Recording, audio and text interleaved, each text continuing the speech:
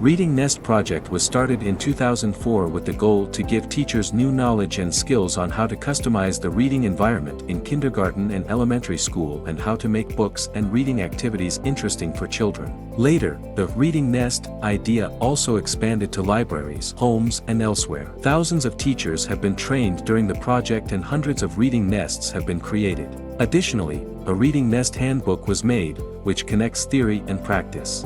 In 2021, Latvian and Finnish reading associations and their partners joined the project. The Reading Nest project web page is a source of inspiration in 3 languages.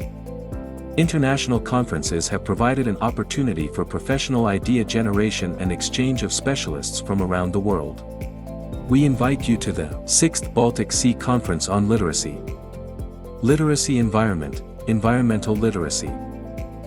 October 4th to 7th, 2025, Tallinn, Estonia.